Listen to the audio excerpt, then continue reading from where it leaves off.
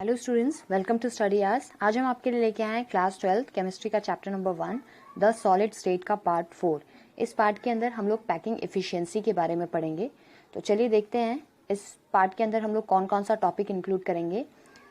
तो इस पार्ट के अंदर पैकिंग एफिशिएंसी पढ़ेंगे। पैकिंग एफिशिएंसी क्या होती है, then packing efficiency in HCP that is hexagonal close packing और CCP that is cubic close packing structure के अंदर देखेंगे। देन थर्ड टॉपिक होगा आपका packing efficiency in body centred cubic structure. Fourth one है packing efficiency in simple cubic lattice और last होगा आपका calculation involving unit cell dimension. तो एक एक करके टॉपिक स्टार्ट करते हैं। पहला है आपका पैकिंग एफिशिएंसी। पैकिंग एफिशिएंसी आखिर होती क्या है, तो एक एक छोटा सा एग्जांपल लेते हैं। सपोज ये आपने एक चिप्स का पैकेट ले रखा है। तो पैकेट तो आपका बहुत बड़ा होता है, लेकिन जब आप उसको खोलते हो तो छोटे से स्पेस में, थोड़े कम स्पेस में आपका चिप्स रहता है। यानी पैकेट बहुत बड़ा होता है, मोस्ट ऑफ द जो एरिया होता है या मोस्ट ऑफ द जो स्पेस होता है चिप्स के पैकेट का, उसमें क्या होता है, उसमें एयर होता है और जो चिप्स होता है वो बहुत ही कम जगह पे होता है। तो पैकिंग एफिशिएंसी क्या होगी कि इसके अंदर कितना जो एक्चुअल एरिया है वो कवर किया हुआ है। ठीक है, तो इसी को पैकिंग एफिशिएंसी बुलाते हैं।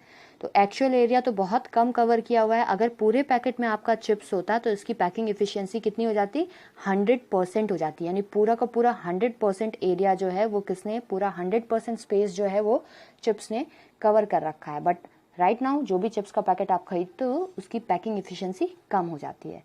तो लास्ट टाइम पे हम लोगों ने पढ़ा रखा था कि जो सेल्स होते हैं वो यूनिट सेल के अंदर यूनिट सेल के अंदर एटम प्रेजेंट होते हैं और एटम्स के बीच में थोड़े थोड़े स्पेस होते हैं जिनको हम लोग वर्ड्स बुलाते हैं। ठीक है, तो वही देखना है अभी कि कितना किसी भी यूनिट सेल में कितना एक्चुअल स्पेस एटम ने कवर किया रहता है, यही पैकिंग एफिशिएंसी है।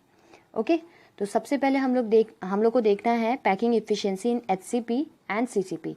दोनों की पैकिंग एफिशिएंसी सेम होती है, तो इसीलिए यहाँ पे क्यूबिक क्लोज पैकिंग का ही बस एक एग्जांपल ले रखा है। ठीक है, उसके लिए आपको एक क्यूबिक यूनिट सेल आपको इमेजिन करना होगा। This one is a cubic unit cell. इसका जो एज लेंथ है वो कितना है, A है। A is the edge length, तो सारे एजेस बराबर होंगे क्योंकि ये क्यूब के फॉर्म में है। ठीक है, और ये जो B है आपका रिप्रेजेंट कर रहा है, ये क्या रिप्रेजेंट कर रहा है, फेस पे जो डायगोनल है। ठीक है, ये जो फेस है इसके ऊपर जो डायगोनल है उसको रिप्रेजेंट कर रहा है। सो इन ट्रायंगल ABC, यानी ये जो ट्रायंगल है इसके अंदर ABC के अंदर AC square equal to BC square plus AB square. अब ये जो पाइथागोरस थ्योरम होता है उसके अकॉर्डिंग बता रखा है। अब ये जो ट्रायंगल ABC है ये आपका एक राइट एंगल ट्रायंगल है। ठीक है, ABC। तो AC क्या है, यहाँ पे आपका हाइपोटेनियस है और AB आपका एक साइड है, BC आपका एक साइड है। तो वही पाइथागोरस थ्योरम यहाँ पे लगा रखा है। अब AB जो एज लेंथ है वो कितना है, A है। BC एज लेंथ कितना है, वो A है। यानी यहाँ पे परपेंडिकुलर और बेस दोनों का दोनों सेम है।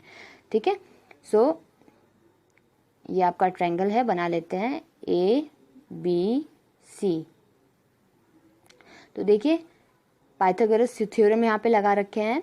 AC square equals to AB square plus BC square. ठीक है, अब दोनों की वैल्यू यहाँ पे पुट कर दिए हम लोग, A square plus A square, this will gives you 2A square. तो अब B की वैल्यू कैसे निकालते हैं हम लोग, और ये जो डायगोनल है यहाँ पे, जो डायगोनल है उसकी वैल्यू क्या असाइन कर रखे हैं, यहाँ पे B असाइन कर रखे हैं। तो ये रिलेशन है आपका B और A के बीच में, B इक्वल टू √2A। ठीक है, अब अगर देखो यहाँ पे if R is the radius of the sphere, अगर जो स्पेयर यहाँ पे है उसका रेडियस हम लोगों ने क्या इमेजिन कर रखा है, R इमेजिन कर रखा है। तो इस डायगोनल के अंदर कितना रेडियस है, तो जो बीच वाला एटम है वो पूरा का पूरा एटम आपको यहीं पे नजर आ रहा है। तो इसका जो डायमीटर होगा यानी that is equal to 2R के बराबर है, और कॉर्नर वाले का R है और इधर कॉर्नर वाले का भी R है। तो टोटल 4R के बराबर है। जो B की वैल्यू है वो कितने के बराबर है, 4R के बराबर है। तो यहाँ पे अब हम B की जो वैल्यू निकाले थे 4R को उसके बराबर कर देंगे और A और R में रिलेशन निकाल लेंगे। तो A equal to 4R by √2। अब इसको जब कट करेंगे हम लोग तो वो उसकी वैल्यू जो होगी वो किसके बराबर आ जाएगी, 2√2 r के बराबर आ जाएगी। तो ये आपका a और r के बीच में रिलेशन यहाँ पे हम लोगों ने निकाल रखा है। नेक्स्ट है, अब जो CCP स्ट्रक्चर होता है, क्यूबिक क्लोज पैकिंग स्ट्रक्चर होता है, उसके अंदर टोटल कितने नंबर ऑफ एटम्स होते हैं। लास्ट वाले में पढ़ रखा था, लास्ट पार्ट में, कि टोटल नंबर ऑफ एटम्स 4 होते हैं। ठीक है, तो जो टोटल वॉल्यूम होगा सेल का वो कितना होना चाहिए, 4/3 पाई आर क्यूब एक स्पेयर का वॉल्यूम होता है इंटू 4, क्योंकि 4 एटम्स उसमें प्रेजेंट है। तो ये टोटल वॉल्यूम होना चाहिए था आपका क्यूबिक क्लोज पैक्ड स्ट्रक्चर का। ठीक है, वॉल्यूम ऑफ अ क्यूब, अब क्यूब का स्ट्रक्चर क्या होता है, ए क्यूब होता है, और ए की वैल्यू पीछे में हम लोगों ने निकाल रखी थी 2√2 r के बराबर, इसका पूरे का होल क्यूब कर दिया यहाँ पे। तो पैकिंग इफिशियंसी आपका अगर फॉर्मूले के थ्रू हम लोग पुट करके सारी वैल्यूज निकालेंगे, कैलकुलेट करेंगे, तो कितनी आएगी। पैकिंग इफिशियंसी पहले क्या होता है, volume occupied by 4 spheres in the unit cell, यानी 4 एटम ने कितना वॉल्यूम ऑक्युपाई कर रखा है, divided by total volume of the unit cell. अब जो यूनिट सेल था आपका, ये जो यूनिट सेल है आपका, इसके पूरे के अंदर तो एटम्स नहीं भरे पड़े हैं ना, कुछ कंट्रीब्यूशन ही है एटम्स का यहाँ पे, बाकी जो स्पेस है वो खाली है। ठीक है, तो पैकिंग एफिशिएंसी कैसे निकाले हैं, volume occupied by 4 spheres in the unit cell divided by volume occupy volume of the unit cell into 100। तो ये परसेंटेज हम लोग निकालेंगे। तो 4 स्पेयर्स का वॉल्यूम यहाँ पे हम लोगों ने लिख रखा है 4 × 4/3 पाई आर क्यूब। ठीक है, और यूनिट सेल का कितना है, 2√2 r का होल क्यूब इंटू 100%। फिर यहाँ पे इसको जब हम लोग सिंप्लीफाई करेंगे तो ये किसके बराबर आ जाएगा, 73% के बराबर आ जाएगा। तो क्यूबिक क्लोज पैकिंग या फिर HCP हेक्सागोनल क्लोज पैकिंग के अंदर जो पैकिंग एफिशिएंसी होती है वो कितनी होती है, 74% होती है। इसका मतलब 74% आपका एटम रहता है और रेस्ट आपका खाली स्पेस होता है। नेक्स्ट देखते हैं packing efficiency in body centred cubic structure. अब अगर किसी बॉडी सेंटर्ड में क्या होता है कि क्यूबिक यूनिट सेल के अंदर आपका एक एटम होता है जो कंप्लीटली उसी यूनिट सेल से बिलोंग करता है। तो बॉडी सेंटर्ड क्यूबिक स्ट्रक्चर में कितनी पैकिंग एफिशिएंसी होगी उसके बारे में कैलकुलेट करना है। ओके, तो यहाँ पे हम लोगों ने इन ट्रायंगल EFD जो नीचे वाला जो फेस का हम लोगों ने पाइथागोरस थ्योरम यहाँ पे लगा रखा था पीछे में, उसी के अकॉर्डिंग ये B = √2a कैलकुलेट किया गया है। ठीक है, हाइपोटेनियस जो है उसको कैलकुलेट किया गया है यहाँ पे, एक फेस का हाइपोटेनियस। तो यानी ये जो B वाला है ये है, इसकी वैल्यू कितनी है, √2a है इसकी वैल्यू।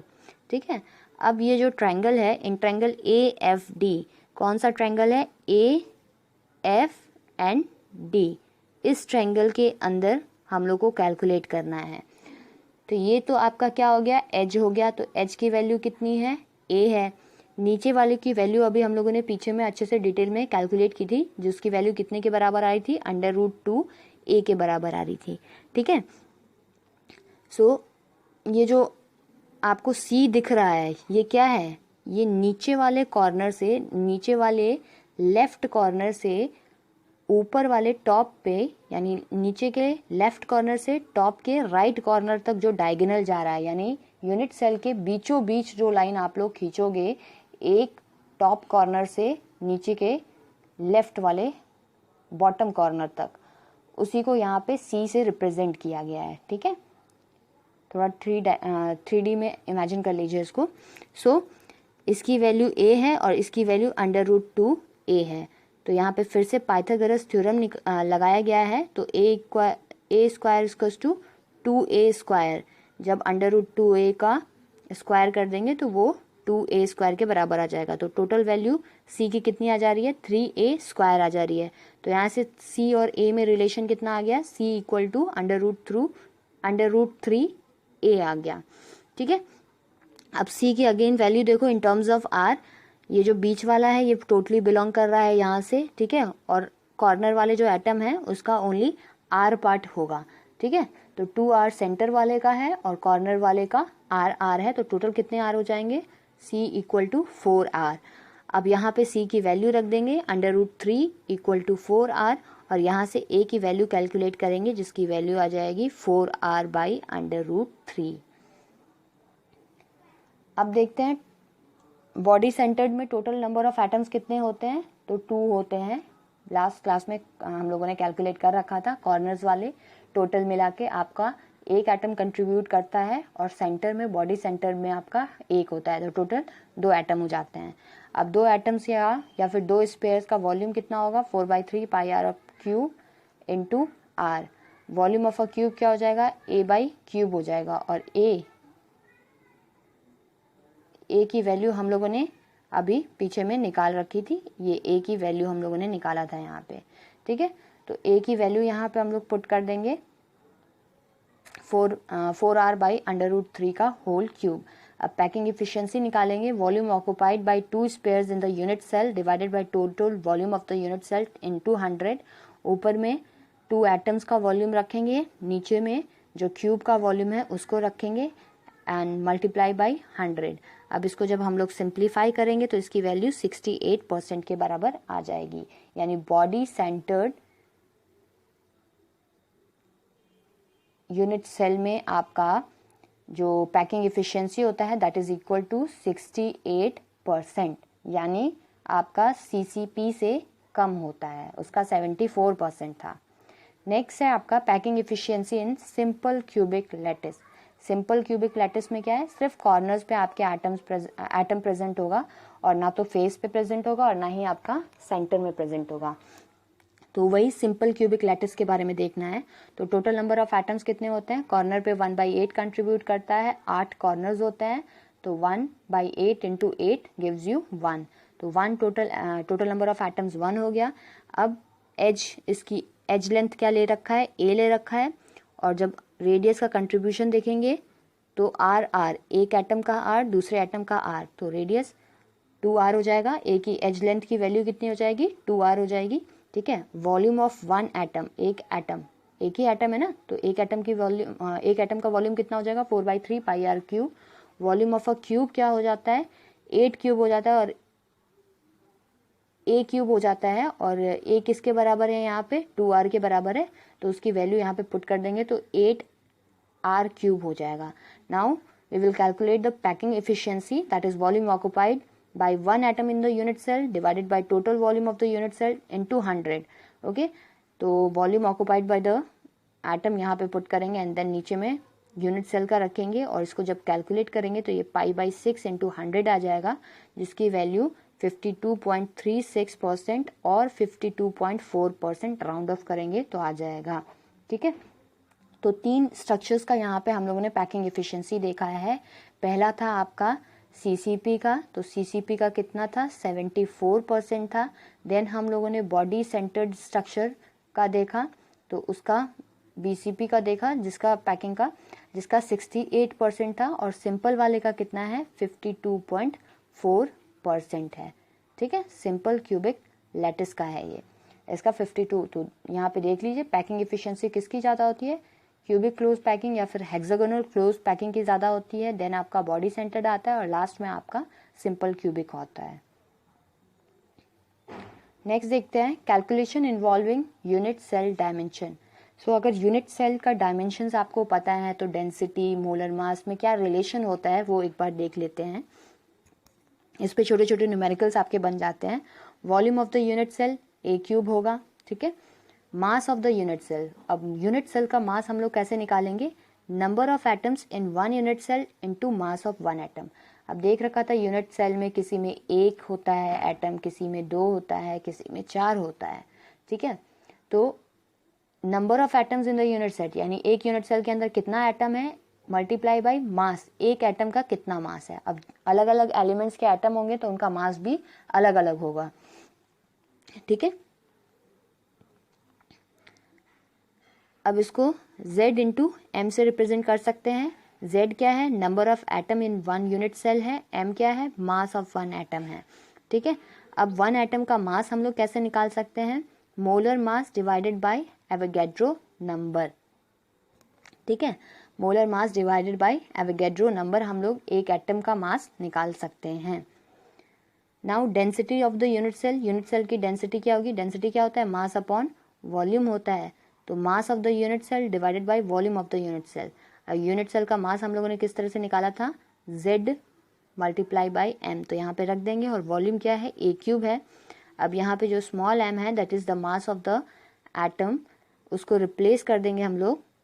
इसको करेक्ट कर लीजिएगा, ये A यहाँ पे नहीं है, Na है, ठीक है। सो जो फॉर्मूला हो जाएगा वो क्या है? Density will be equal to Z into molar mass divided by A³ into Na। तो करेक्ट फॉर्मूला आपका ये होगा, ठीक है। यहाँ पे करेक्ट कर लीजिएगा, A³ भी ऐड कर लीजिएगा। तो this one will be the correct formula. तो मान लीजिए अगर यूनिट सेल की डेंसिटी दे रखा है और आपको मोलर मास पूछ रहा है वहाँ पे, तो आप कैलकुलेट कर सकते हैं, या फिर एज लेंथ पूछ रहा है तो आप उससे कैलकुलेट कर सकते हैं जो भी रिलेशन है इसके according. So thank you everyone. इस पार्ट में बस इतना ही है, नेक्स्ट पार्ट हम जल्द लेके आएंगे।